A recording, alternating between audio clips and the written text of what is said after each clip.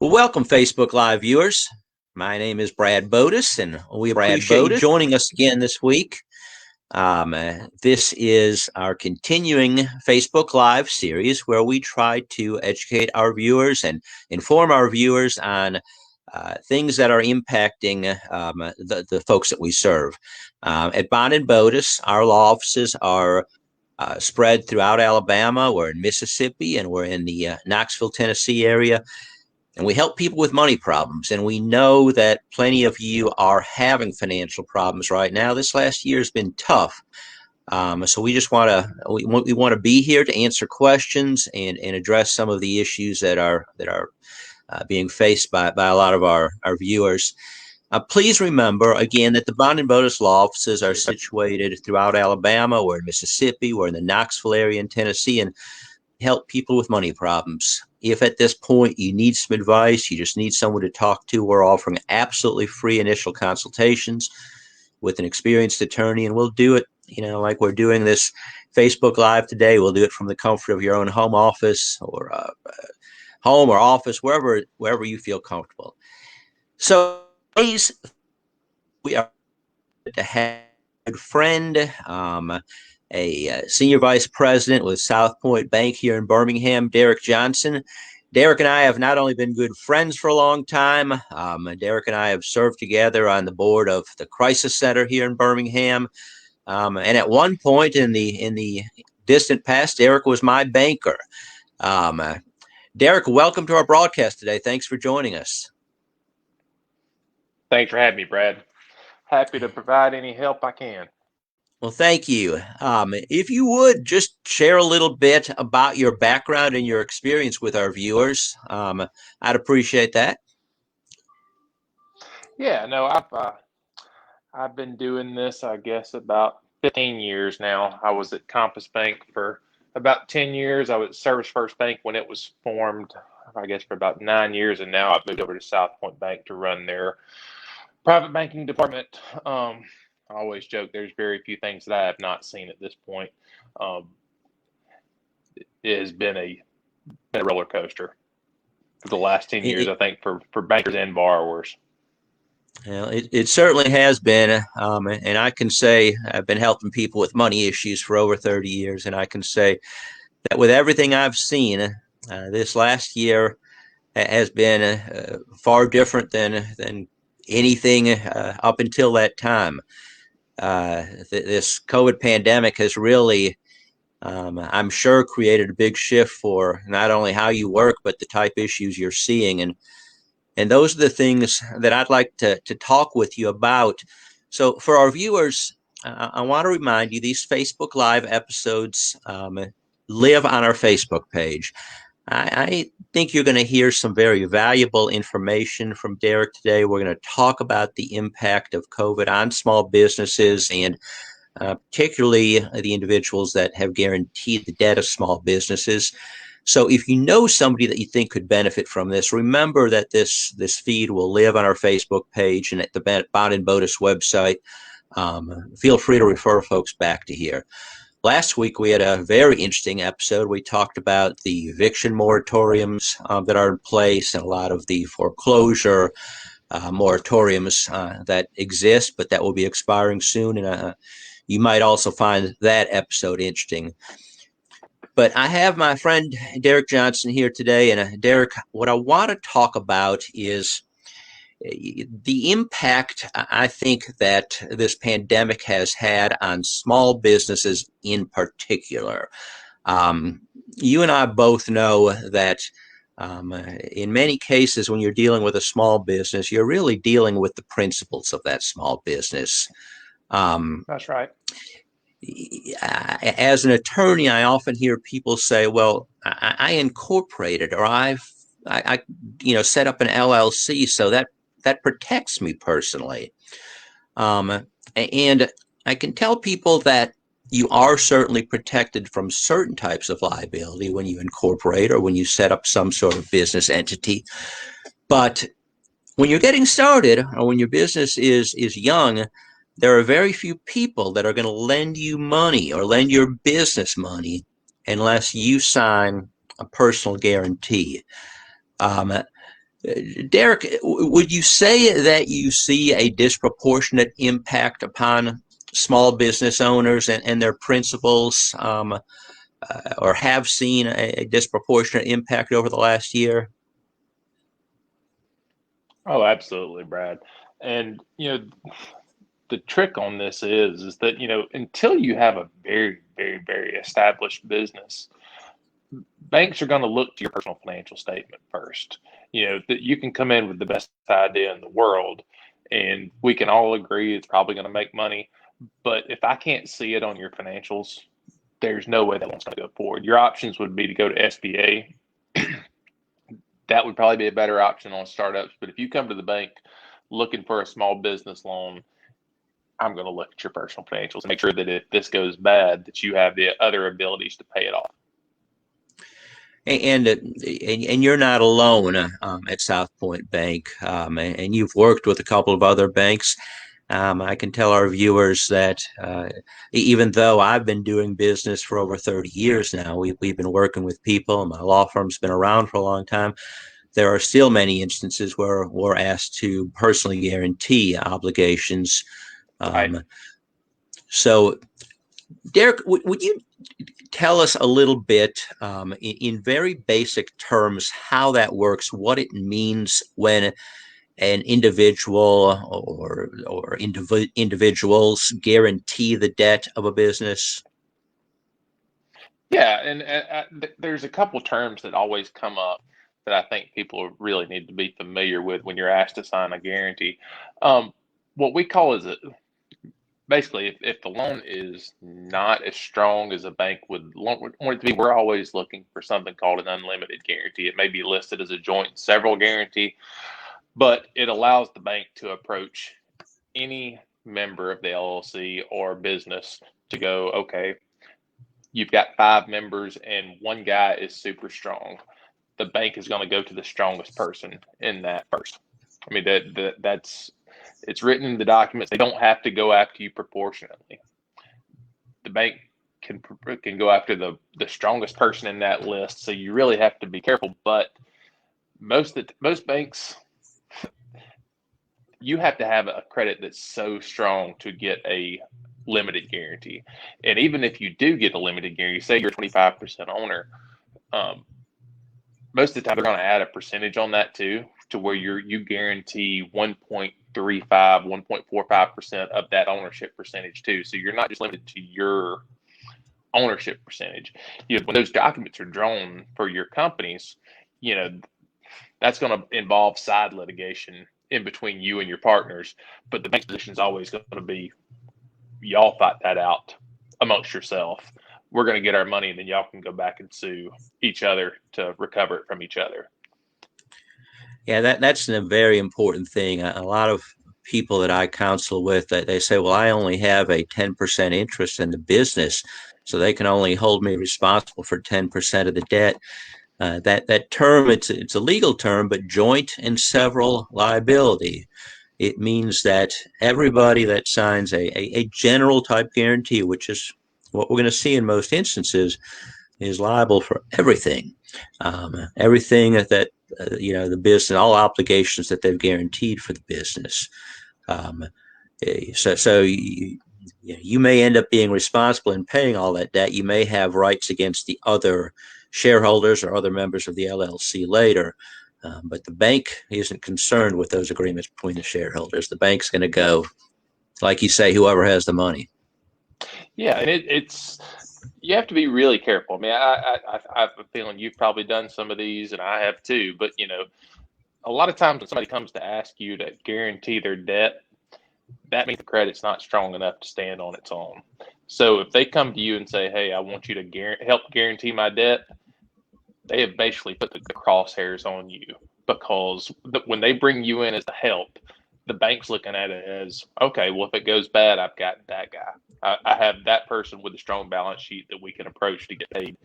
And a lot of times, we're never going to attempting to go after the owners of the business. We're going after the guy who said he would write a check for it if it doesn't go right.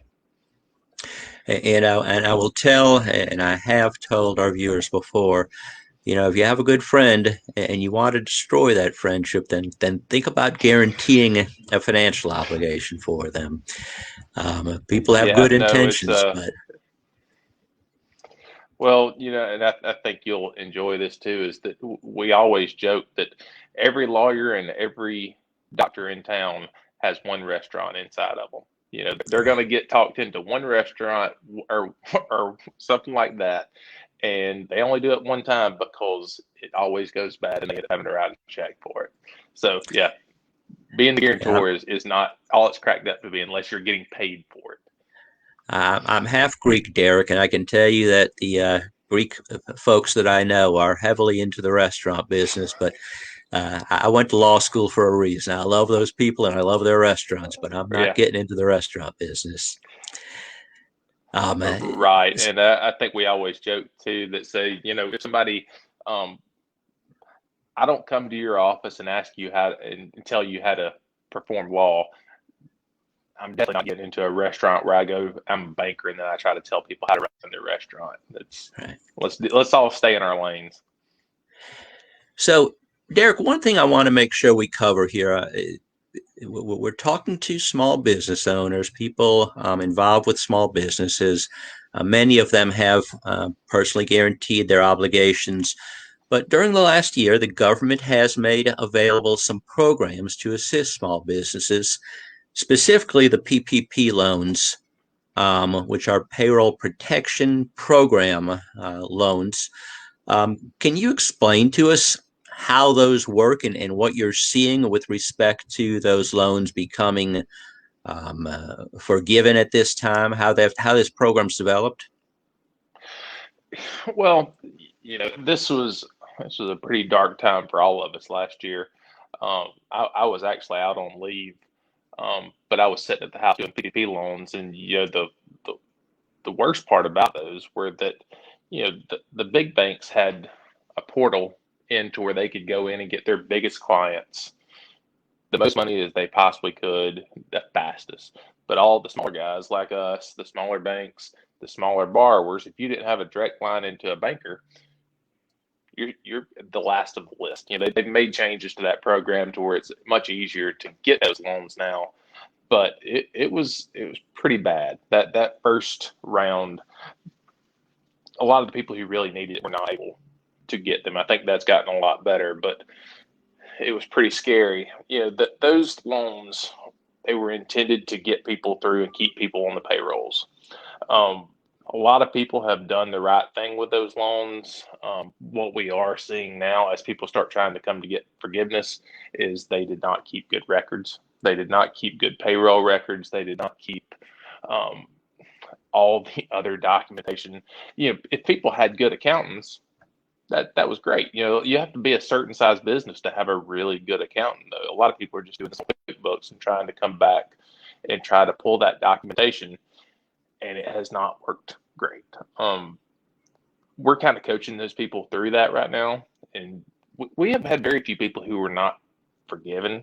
We've had to work to get them done, but the scary part is on some of those, a lot of people did some really bad things with that money. That Right. if you went and bought a car or something like that, that is getting looked at very, very tough right now. Um, so I'm interested to see what it's going to look like in the next couple of months because I have a feeling we're going to start seeing a lot of enforcement on some of those things. But we've had good luck with it. We tried to stay with people we knew. We didn't just pick up every person that came to the bank asking for one. Um, so we tried to keep our borrowers people that we knew, and they've all pretty much handled it well.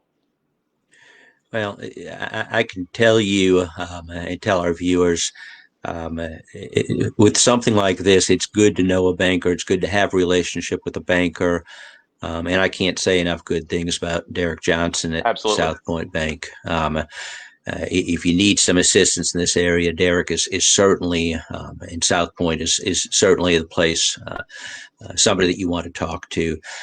So the general concept of these PPP loans is that they weren't going to be loans at all. It was money that was going to be lent to businesses primarily so that they could keep their employees through a time that we expected earnings to be down, and they certainly have been for most businesses over the last year.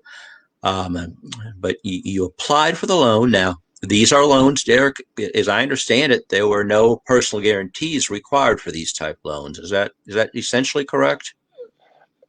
Uh, that that is technically correct, but the catch was you were certifying as the owner of the business. You didn't have your personal guarantee, but by attaching your name to it and going, I certified these documents to be correct, you have opened yourself up for liability.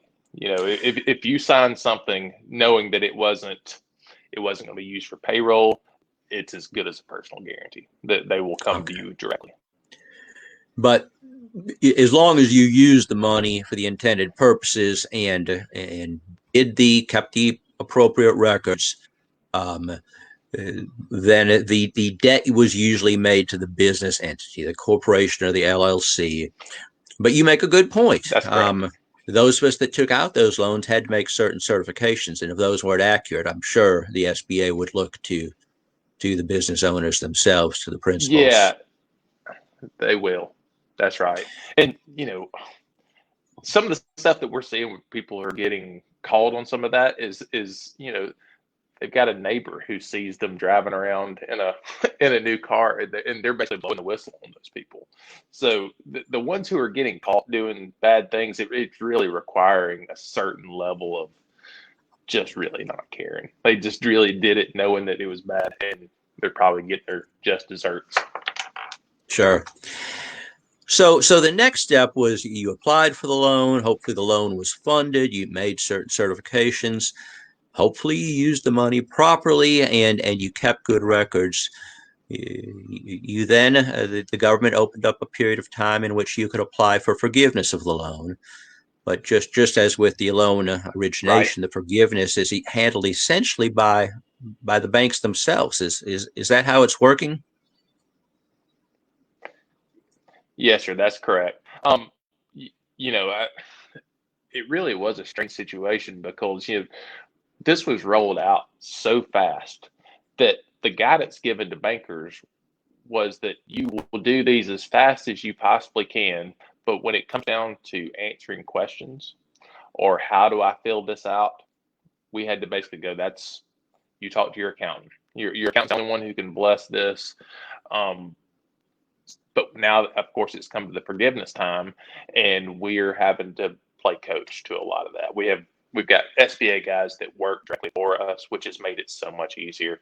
Um, Right. that's all they do all day long is they deal with SBA loans and they deal with this PPP stuff. So they are experts. They know exactly how to do it, and it's been great to just pass that along to them and go, hey, please help these people because that was not the bankers who were entering them.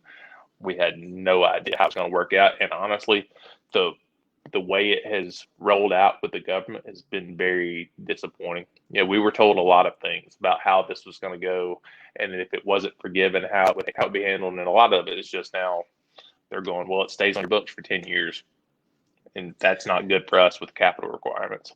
Sure. Yeah, they tried to do this very quickly, and whenever something's done quickly, often mistakes are made. I think, and Right. it gets back to what you just said. It ties back to our topic of personal guarantees and that business owner certification. But people are applying for the forgiveness right now, and they found that if their loan was under $150,000, it's a fairly simplified process. But the important thing is they've It still got to really have the is. documents to back that up. That's Um, right. uh, And our portal, we have an online portal that basically says these are the documents we have, and it's a tick mark. They're going down and going, okay, you have this document, this document, this document, based on the short form and the small loan amount, you'll get forgiven. But the ones above 150,000 get real tricky, real fast. and even if you're below 150, at some point somebody could come and say, "Show us those documents," and if they don't exist, then that principal's going to have some liability.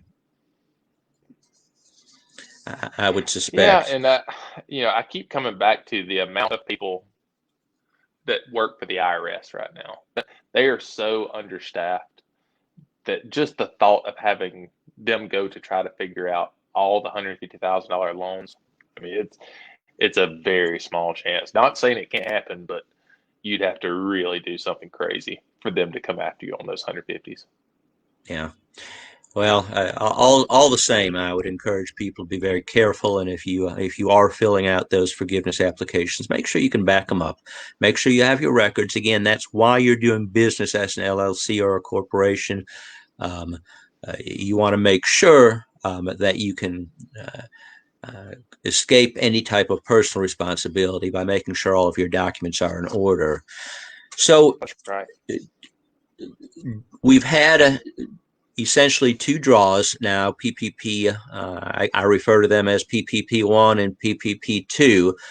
That's right. What is your expectation as a banker? Is that it, or will we see another round of similar type loans? Brad, I'd be very surprised. I mean, I really would. Looking at the funding they've already provided, my understanding is all that has not even been spent yet. I would be shocked to see a round three, especially as fast as everything seems to be getting back online. I would bet on it. I really wouldn't. Yeah. I think the government has pumped out so much money through both assistance to businesses and individuals. I think at some point those are going to stop, and I encourage, again, folks out there listening, if you've been getting by with this type help and your business, your finances are still not good, it's time to reach out and talk to somebody with experience, a good attorney that can provide you with information as to how to Yes. proceed with your financial challenges. So there, the the other thing I'm seeing right now, and I imagine you see some, is just like with individuals, there are what I would refer to as predatory type lenders out there that cater to the business community. We have folks to come in to see us Right. and that they no longer own their accounts receivable. Are you seeing some of this with the people that you work with right now? I am. Asset-based lending is it's pretty difficult for smaller banks to do right now, just because the amount of time and monitoring that takes to fund things. Um, we've got a couple, but they're very good clients. But most of those guys now get pushed out to what they call factoring companies, Right. and those. I'm glad you said it's predatory because those I the said way it. those work. Yeah, that's what I'm saying. I'm glad you said it and I didn't. But I don't disagree with you. I mean, some of the ways they make you report and then the terms they pay you on, you're almost set up to fail. I mean, it has to be desperation before you ever go, okay, I'm going to use a factoring company.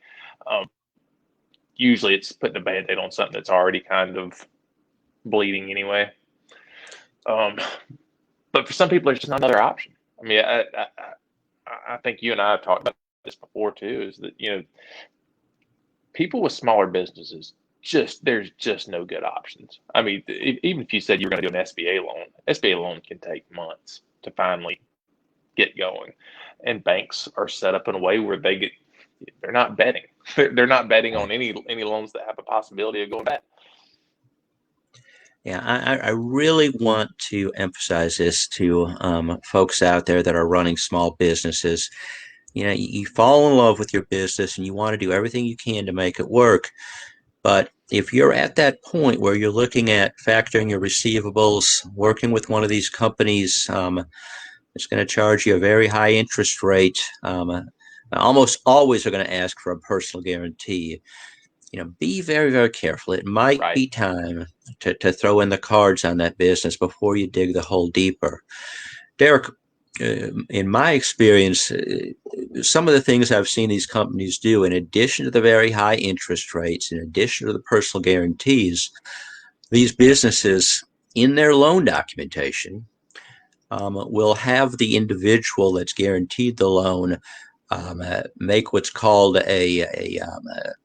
there's a term that's used, this is allowed in New York, essentially a surrender of judgment, so that if I borrow money or guarantee a Right. debt on one of these loans from a company that's up in New York, they don't have to go through the process of suing me and having me served with a summons. The loan documents, I've already agreed that if they sue me, I'm served and they can take a judgment against me immediately. And where that comes into play, our viewers out there, Right. well, why am I worried about a judgment being taken against me in New York? Don't they have to bring that here to Alabama or Mississippi and Tennessee in order to collect on that judgment? Most banks that you do business with have some sort of connection with New York. Now, I don't know if South Point Right. does, but I know the larger banks have a connection with New York, and that's sufficient. People have their bank accounts garnished based upon a judgment up in New York that they knew nothing about. So these loans are very, very dangerous. They subject the individuals, the principals, the people behind the business to liability. Um, I'd caution you about getting involved with those. Derek, I want to take just a short break here to remind our viewers that this is the Bond and Botus Facebook Live. We do these every Wednesday at 1 o'clock p.m. Central Standard Time. And we try to have an interesting guest, as we do this week, for you with each episode. Many of you are involved with small businesses, or you know somebody that's involved with a small business. And these Facebook episodes live on our Facebook page and on our firm's website, bondandbotus.com. If you want to refer someone back to hear what Derek's had to say today, I encourage you to do so. Last week, we had a special guest that helped us talk about the eviction and foreclosure moratoriums and the soon to be expiration of those type moratoriums.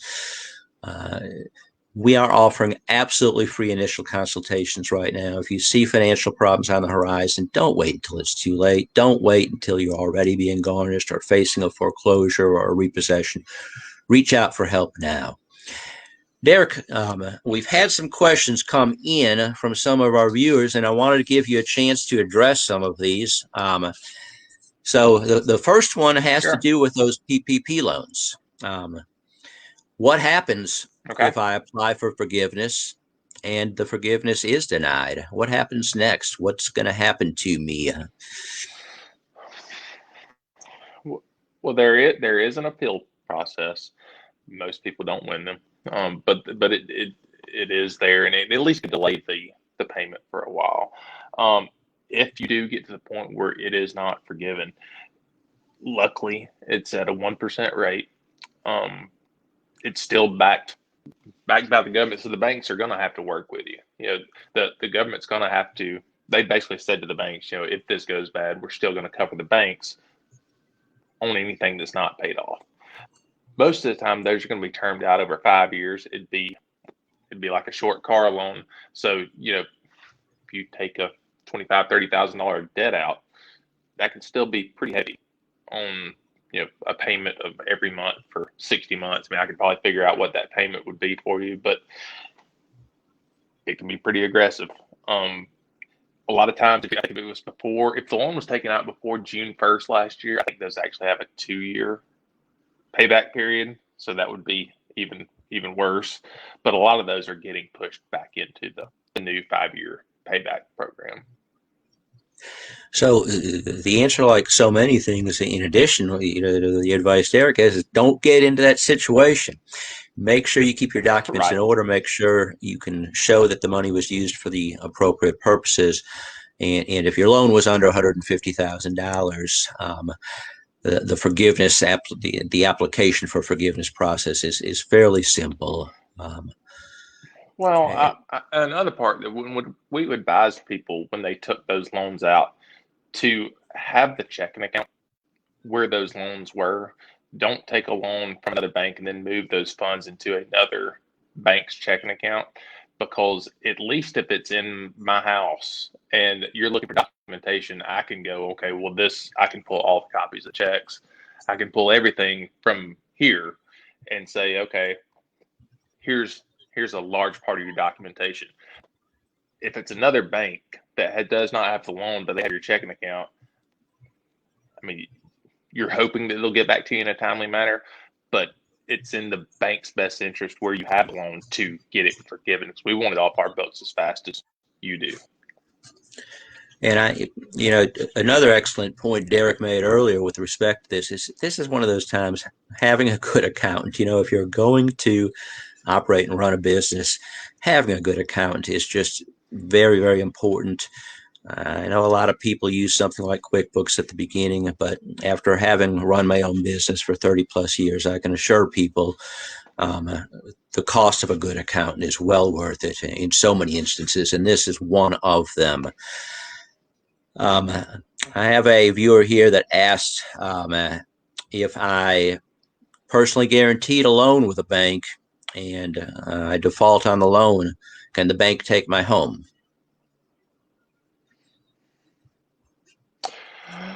It's a good question. And that's actually going to be one that I'm going to throw back to you, because if you do not pledge your house on a bank loan, I can't come after your house. I can sue you, and which may force you into bankruptcy, which is then going to have Mr. Botus representing you on it, and then they're going to go, well, on the payback, how much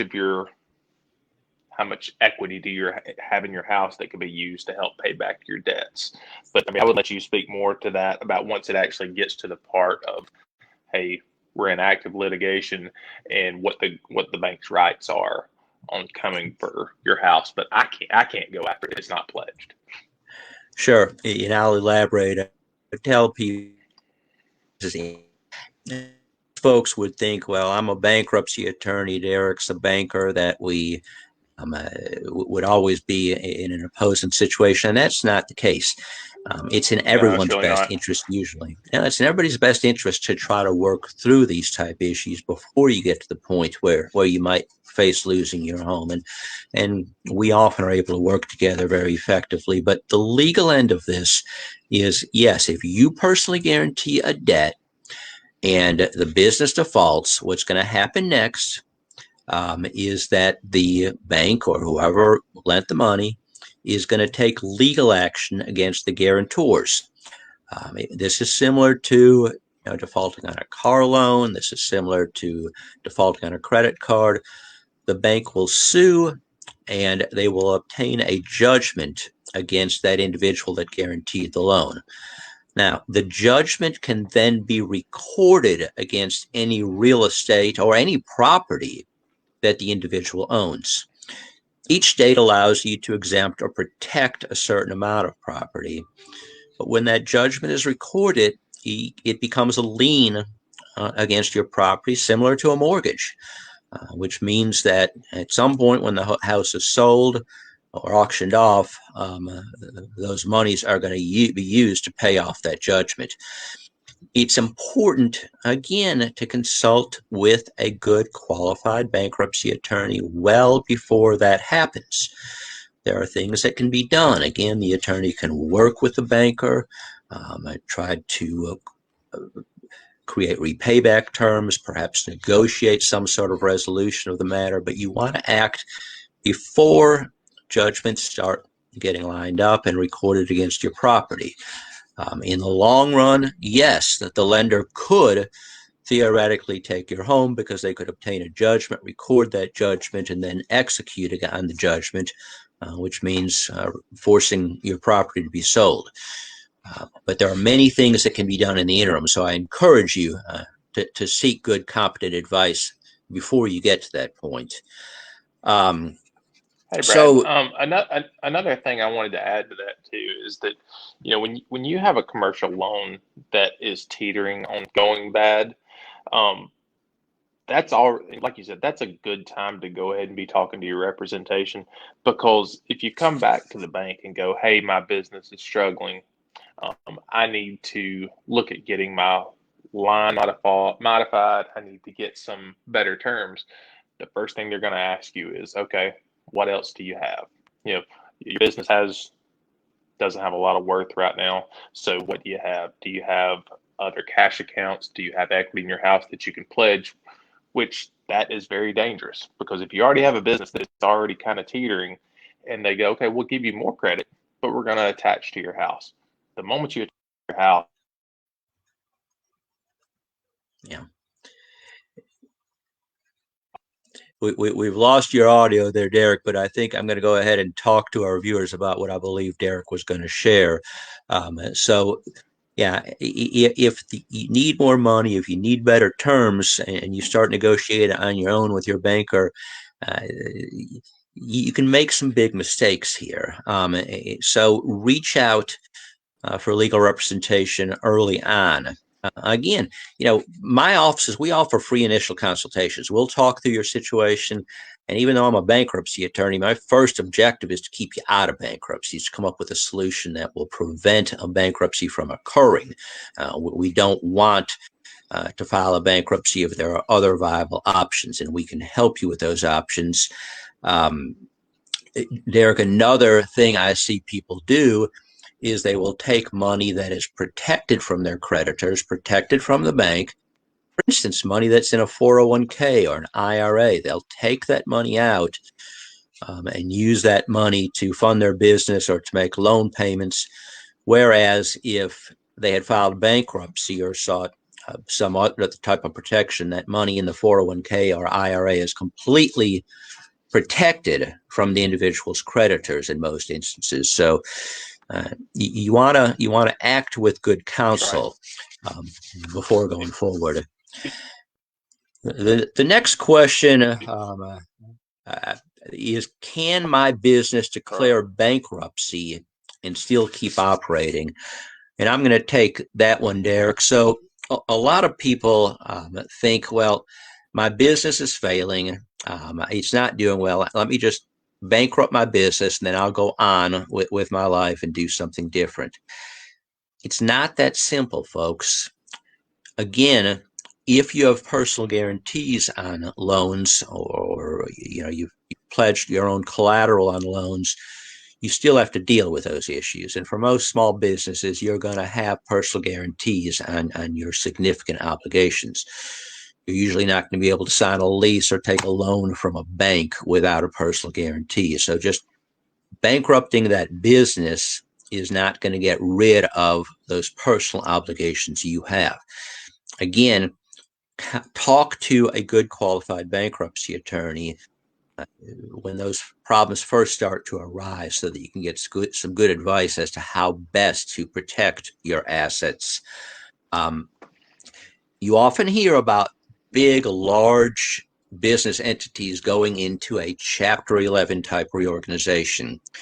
Um, a business can do a Chapter 11 in some instances, but it's a very expensive proceeding and usually not one that's viable for a small business because of those personal guarantees and because the cost of a Chapter 11 bankruptcy can be significant. A corporation can file a straight Chapter 7 bankruptcy, but it can't discharge any debt. It's just really a liquidation proceeding, and it doesn't keep the banker or the landlord or other creditor from coming against your personal assets. So it may not make good sense to put the entity into a bankruptcy. The simple answer is yes, you can keep operating your business if you can meet a whole lot of tests and if you can afford to do so. But consult with an attorney. At Bond and Bodis, we offer absolutely free initial consultations. You're going to be talking to an attorney, an experienced attorney, and we're offering these consultations by phone or video right now if you're more comfortable with that. Derek, I'm not sure if our connection is still good, but did I give good advice there from your end? You gave perfect advice. I could hear you. I just couldn't see you. Okay. Well, as long as our audio is good here. So next question. Are banks extending lines of credit right now? I think this is a good one for you. Okay, so this is the advice that I wish I had been able to give everyone, 2 years ago. The time to go ask for credit is when the business is good. If you have a bang up year and we have record profits, everything looks great. Even if you don't need it, that's the year you go ask for a line of credit. You get credit when in good times. If you come to the bank right now and go, well, I'm struggling, my revenue's down 75%, the bank is not going to lend you money. I mean, unless there is some compelling reason on your personal financial statement that goes, okay, well, this is still a good risk, they're not going to touch it. So every time I look at somebody's financials, if I'm doing like, let's say I'm looking at your line of credit, you're calling and going, hey, we had an amazing year. My advice to you then is going to be ask for an increase to your line of credit. Go ahead and have it on the books for next year. By the time usually that you need the money and your business is dipping, it's going to be too late to actually get a line of credit that's conventional with the bank. Then you're going to be left to those other sources that you spoke about, which are not great. And then, you may have to go to SBA, but if you have to go SBA, you're looking at 2 to 3 months when you need money now. So there's not a good option for that, but make sure, if your business is good, go get a line of credit right now. Don't wait until it dips.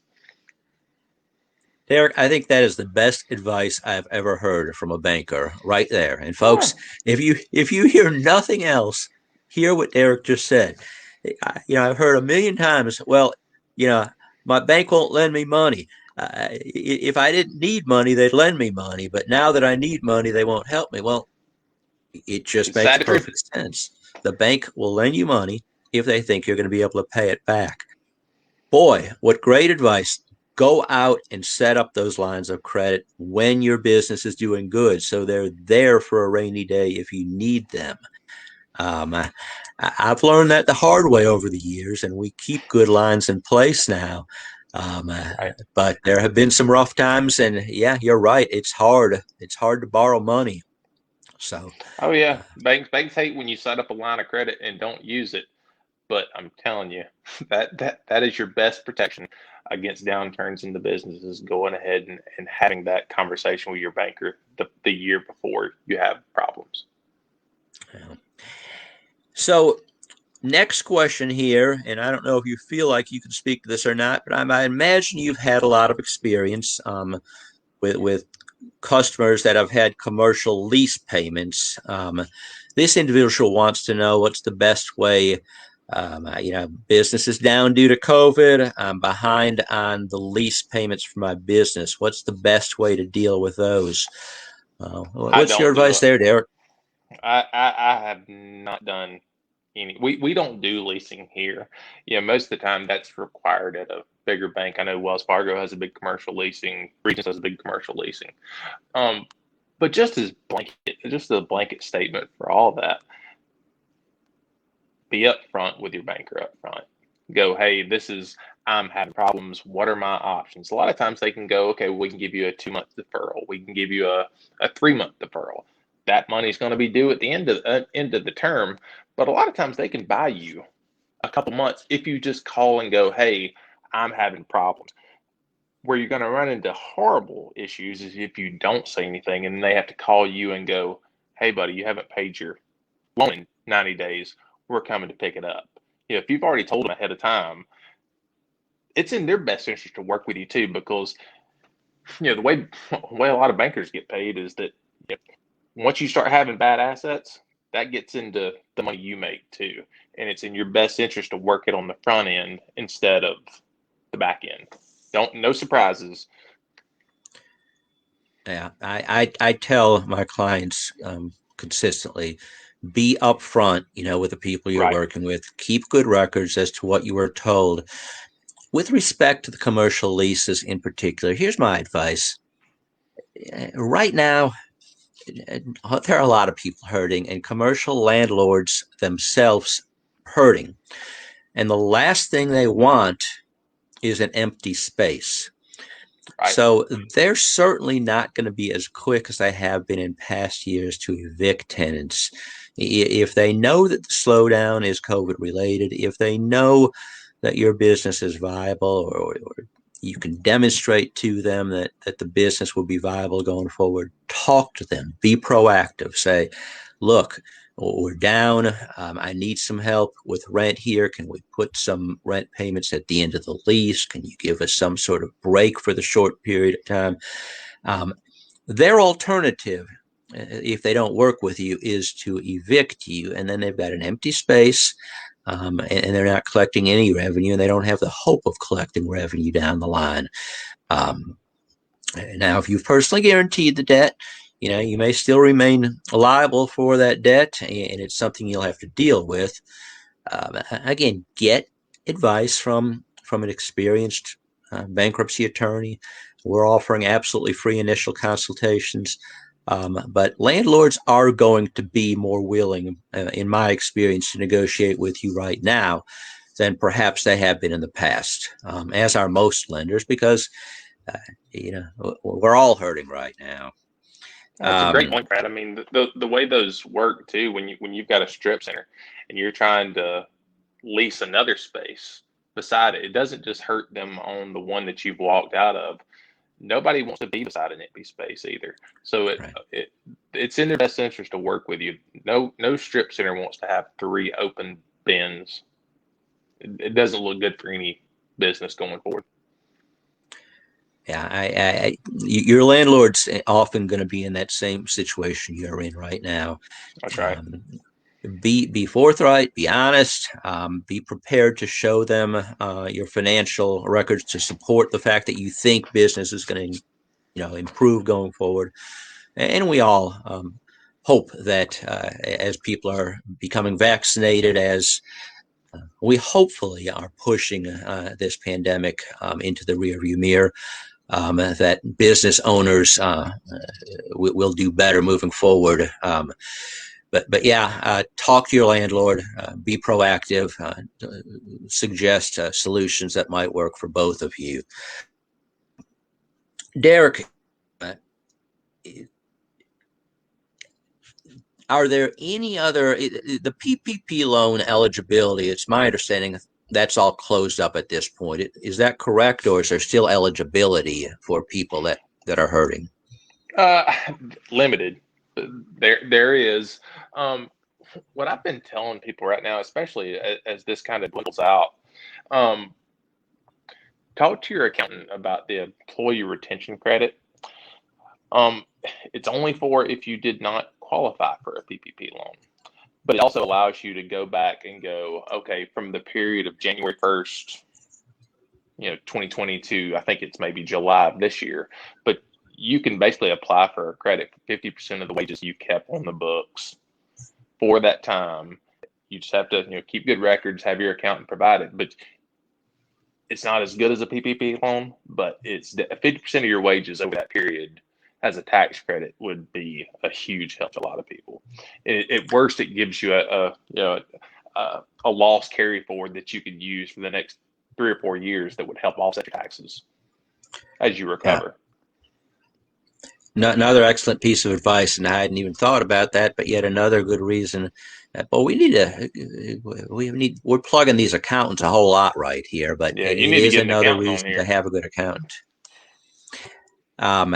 So the relief that's out there to small business owners right now may have the PPP loans, the other type programs that the banks have offered is drying up, but there are options from a tax preparation, tax relief perspective. So talk to your accountant about those. Derek, so a lot of businesses now will be seeking forgiveness of their first draw on the PPP loans, and some point in the near future their second draw. Let's talk about the requirements of that, because I think those are important. If I had 3 employees when I took the loan, and I've used the money to pay employees, but now I'm down to only 1 or 2 employees, is that going to affect my business's eligibility for forgiveness of the loan? Brad, I'd love to tell you that I could comment on this with absolute accuracy, but my understanding is that they have to be paid for a certain amount of time. I'm not, for some reason, I was thinking that was around 9 months. It Mm-hmm. could be 6 months, but that'd be one I have to get back with you with. That, like I said, I always pass that to our SBA guys, so I'm not fully aware of those requirements. Sure. And, you know, again, reason to reach out to Derek or another banker. They may not have the answer, but they're going to have the resources to get you the answer. That's right. As Derek said, at South Point, they have former SBA guys that are working with you right now that can provide answers to these questions. There is some uncertainty out there. I think the intent of these loans was for you to do your best to keep as many employees as possible, and to use a certain percentage of those monies received on payroll costs or other qualifying costs. The other expenses, Derek, would include rent, and then perhaps expenses necessary to protect your employees, perhaps make changes to your workspace so that your employees Yeah, are safe or have been safe. there were some allowances for insurance that you were helping pay in on employees' behalf. Um, there's all sorts of payroll tax issues that you can write into there, but that's another one. You don't want to do that yourself. You want to have an accountant who's pulled those numbers for you and submit it. That's nothing you want to just send the QuickBooks in on. Derek, I'm going to open this up, and then I'm going to let you comment on it. I think for people that are involved with a small business or contemplating starting a small business, there are some tremendous advantages to doing business with a smaller bank. Um, Now, I say that as you know, Derek, I've had a long, good relationship with one of the larger banks that you used to work with. Um, uh, but things change so quickly. The ownership of that bank has changed once since you were there, and is getting ready to change again. Right. Uh, Fortunately, I've continued to be able to deal with good people. But Derek, you've worked with both larger and smaller banks. From your perspective, what are the advantages of working with a smaller bank? If you're a business owner. Um, well, I mean, I try to deal with people that I want to be around. You know, I try to involve myself with people that are of good character. And, if you get into a good relationship with a banker and then they start to know about your business and they take the time to learn about those things, they're more likely to give you a little bit more leeway when things are going south. That when you have a big bank and you're having to send your financials that are not being monitored by your banker, they're going to send it to a back office person. They're going to look at it as just zeros and ones. There's going to be no color provided to it. They're going to go, this passes or it doesn't. Small banks are just a lot easier to deal with on things like that. And this was the same way when I was at Service First too, was that you know, you can't hide at a small bank. You know, if something goes bad, you've got my number and you've got my cell phone number. It's tough for me to hide from you. If you're trying to reach me and something bad is happening, it's hard for me to dodge you, especially when we have our office staff, all of our assistants, they're all available to get to. So it's hard for you to get stuck in a customer service loop of not being able to reach somebody, especially when things are not going like you want. You want to be able to pick up the phone and call somebody directly. You don't want to talk to a customer service. You don't want to be on a 1-800 number. You want to have some sort of relationship with that person. Well, I will say that the analogy I would make, Derek, is what's happened in the mortgage business over the last 30, 40 years in this country. That's There was right. a time when you wanted to buy a house, you went to your local bank and you knew your local banker, and they lent you money based upon your character and your standing in the community and your ability to repay, certainly. But then if something happened in the community or with your business, and you got behind on your payments, you could go to that local banker, you could talk about the situation, and come up with a solution that hopefully will allow you to stay in your home. Most of the large mortgage lenders today, they'll lend you the money and that you'll never see that person again because the loans That's right. are securitized. They're sold off, and they're serviced by some entity out there that really has very little leeway. They have a lot of stock answers to questions. You're dealing with a different individual every time. And in my mind, that's why we've had a lot of the problems we've had in this country with I agree. mortgages over the last couple of decades. It's great when you still have an individual at your local bank that you can work with. So, if you're looking for a banker, I strongly suggest that you consider Service First, and you consider Derek Johnson. Derek, if people wanted to reach out to you, if they're involved with a business, how can they contact you? Well, if you want to contact me, you want to actually come in and talk, give me a call. I'm at 205-503-5000. That's going to go through my assistant. They can find me pretty much anywhere. Um, but I'm always happy to provide a little advice. Even if you come for a loan and I have to say no, usually my path is to go, if you do X, this is your path to getting there. And you'll have something to kind of shoot for, to go, okay, if I do these things, I know that he said that he will do the loan. And I try my best to never say I can do something that I can't. And that's really good part of the freedom of a small bank. We don't have a lot of people. Everybody here has got to know exactly what they can do all the time. So if somebody here tells you that they can do something, most of the time they're not going to fall back on that. They want their word to stand for something. So it's a good way of doing business. I'm probably a little too invested in a lot of my clients, just because they do become friends over time. You don't want to see anything bad happen to them.